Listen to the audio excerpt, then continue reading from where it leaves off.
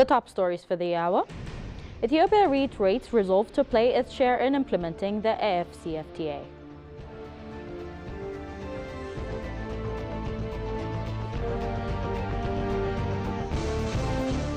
And former Kenyan Prime Minister Raila Odinga officially kicks off AUC Chair's campaign in Addis Ababa.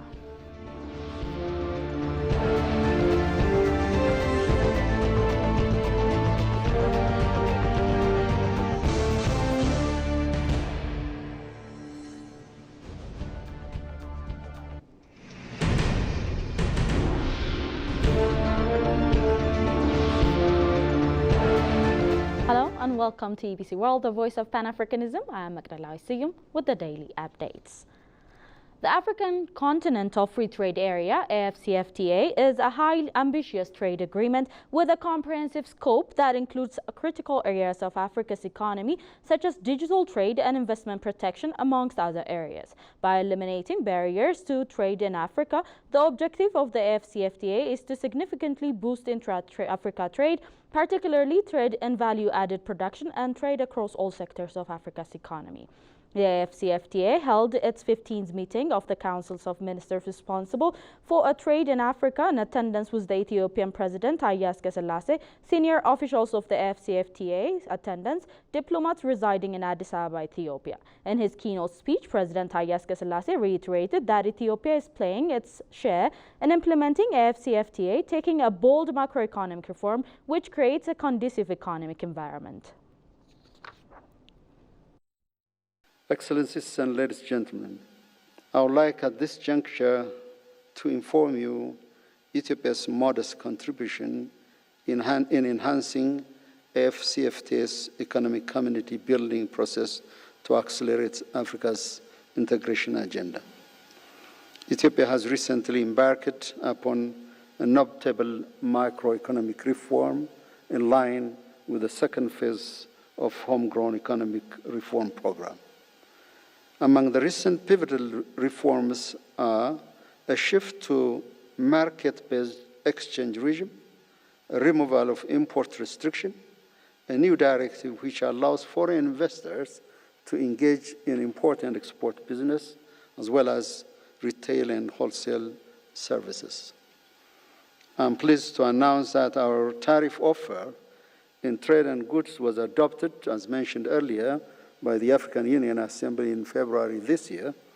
In this connection, Ethiopia's schedules of specific commitments in the 5 priority areas have been submitted to the Secretariat for verification. The government has established a national committee tasked with coordinating the smooth domestication and implementation of the agreement. Furthermore, we are revising existing laws and regulation to create a conducive environment for implementation, as we are working diligently to finalize the remaining process. The President further added that in order to enable Africa to speed up its economic diversification, integration must be put in place to harness the continent's untapped potential. Take a listen to this. In order to enable Africa to better face challenges and speed up its economic diversification and integration, I wish to highlight the following points. First, we should deepen cooperation to harness Africa's critical minerals and strategic resources, thereby accelerating technological absorption, fostering innovation, and bolstering the continent's industrial capacity.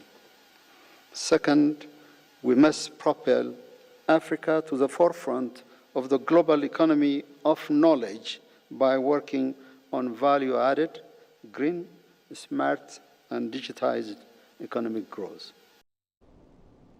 Secretary General at the AfCFTA, Moamkele Mene, for his part, has disclosed that efforts must be doubled to accelerate industrial development and improve Africa's productive capacity. We are no longer envisaging and dreaming. We are now fully in implementation mode particularly since the adoption of the last two protocols, the Protocol on Women and Youth in Trade, as well as the Protocol on Digital Trade. We must double our efforts to accelerate industrial development. We must continue to make strides in improving Africa's productive capacity so that we can trade in value-added production.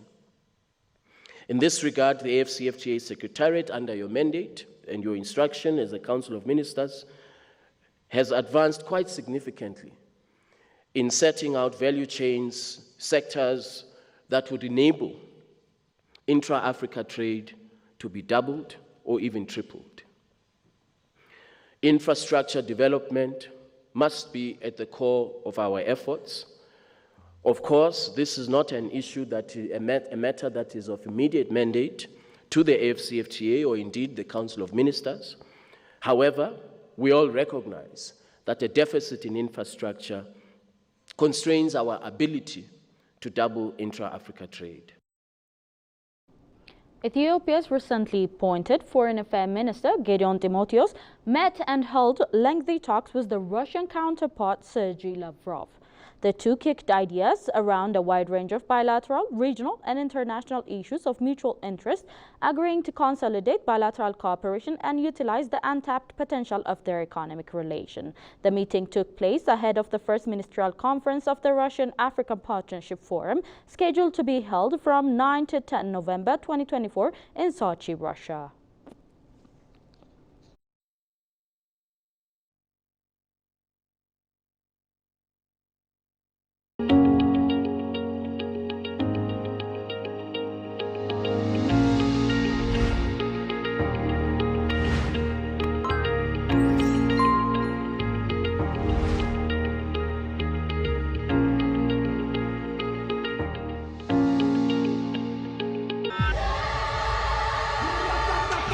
Ethiopia's capital of Addis Ababa and arrived in the Gamo Highlands with an elevation of over 8,500 feet. Here, the unique geography and available plant species dictate the distinct Dorze diet. I've seen a lot of animals slaughtered in a lot of African villages, and it's always completely unpredictable. From Canada, I'm so happy to be here. How do you feel? We are very happy too. Guiding me through this day of eating, Kuru, son of the village chief who sits beside him. Next to me, his mother, the cook who crafted this common morning meal. Right here we have a tremendous breakfast. It looks like a big tortilla. Would you call this bread? This we call it kocho. And this is made from something called false banana. Yeah. This is the false banana tree. Here's how it works. You can use the stalk or the trunk of the tree, which is what this is. Peel this part off. Do we do anything with this? This will be food for the cattle.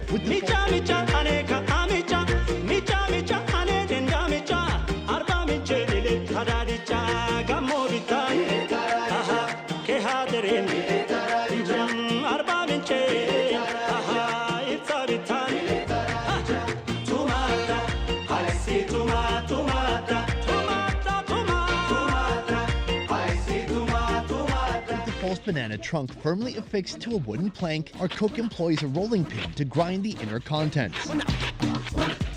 It's like these amazing cell walls that have big gaps in between. This is what you eat? Yeah, this is when we scratch it, the kocho is from. When they shave it, there is a strong fiber. So that's fiber, that's the leftover. We use it to make ropes, sacks, traditional hats. Next, she extracts the liquid from the starchy matter and gives it a mince.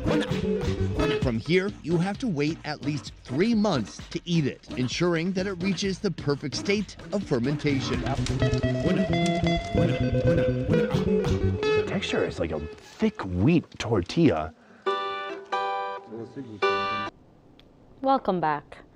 Former Kenyan Prime Minister and opposition leader Raila Odinga officially launched a campaign to become the next African Union Commission chair in an event held on Friday in Addis Ababa. He is up against Djibouti Foreign Affairs Minister Mohamed Ali Youssou and former Foreign Affairs Minister of Mauritius and Madagascar Anil Kumasinga Gaya and Richard Radriga Mandarto, respectively. The election is scheduled to be held in February 2025 to choose the fifth AUC chair to succeed Moussa Faki from Chad.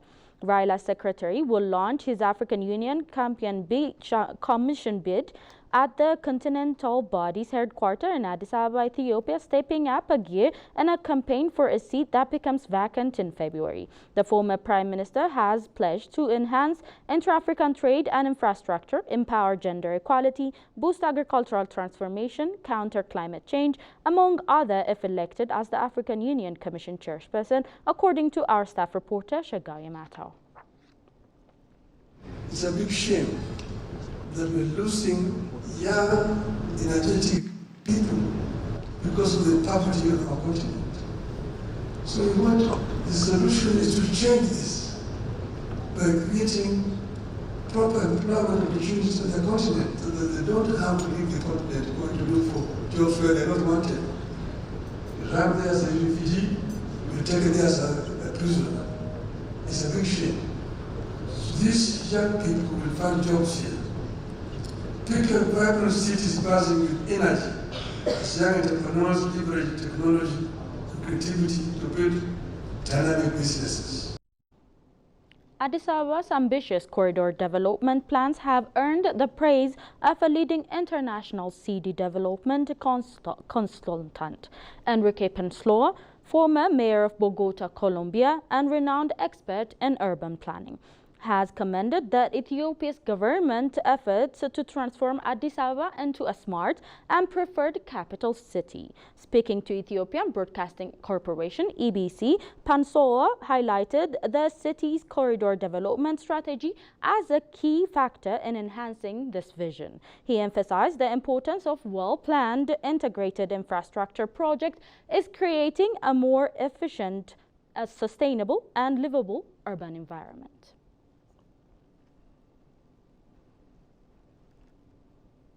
That's all we had for today's update, but before I go, let's have a recap of the top stories once again.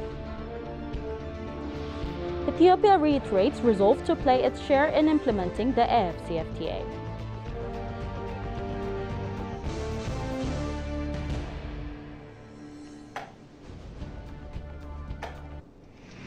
And former Kenyan Prime Minister Raila Odinga officially kicks off AUC chair campaign in Addis Ababa.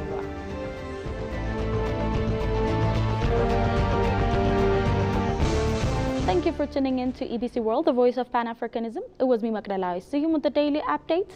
Goodbye.